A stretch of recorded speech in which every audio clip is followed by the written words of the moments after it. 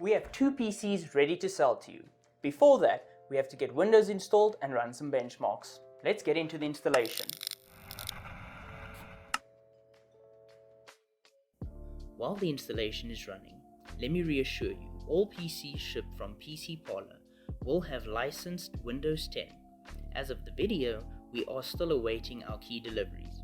But that aside, we'll get Windows set up so that the buyer can make their own profile and get into using their PC as soon as possible.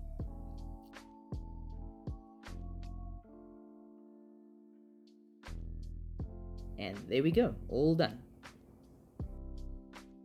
Before we start with our benchmarks, let me give you a rundown of the specs. Starting with our budget build with refurbished parts, a i7 6th gen, 16GB of DDR4 RAM, a 250GB SATA SSD, a 1TB hard drive, a 500W power supply with a brand new Gigabyte 1660 Ti.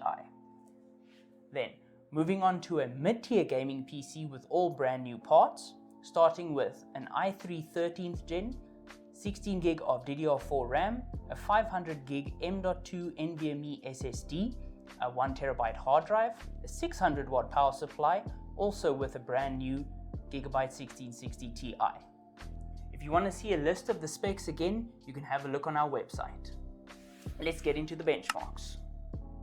We'll be using Heaven Benchmark to test the GPUs and Cinebench for the CPUs, and you might find the results quite surprising. On Heaven Bench, we are getting very similar performance and temperatures of 74 degrees Celsius on both GPUs. As you'll see in a moment, however, as expected, the i3 13th gen PC does have slightly better performance, but overall, both PCs were practically performing the same. So when focused on GPU intensive gaming, the i7 6th gen can be a better option if your budget is a little tight.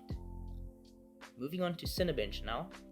This is where you'll see the i3 13th gen destroy the competition, clearly outperforming the i7 6th gen in rendering.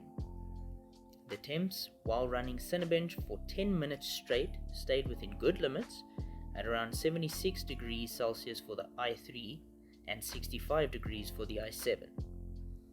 The i3 13th gen PC does have more options when it comes to upgrading your PC, because the CPU won't bottleneck nearly as much as the i7 6th gen, say when upgrading your GPUs. All in all, however, both computers can handle 1080p gaming easily, and on some games even 1440p with good temperatures. Let us know if you want to see any specific game benchmarks, and we'll see what we can do.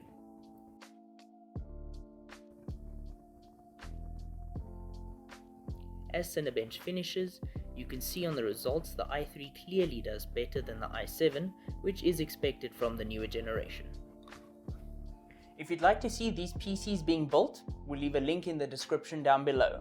And if you want to pick up one of these gaming computers, go find them on our website. And if you've made it this far, thank you so much for watching. Don't forget to like and subscribe. Big peace.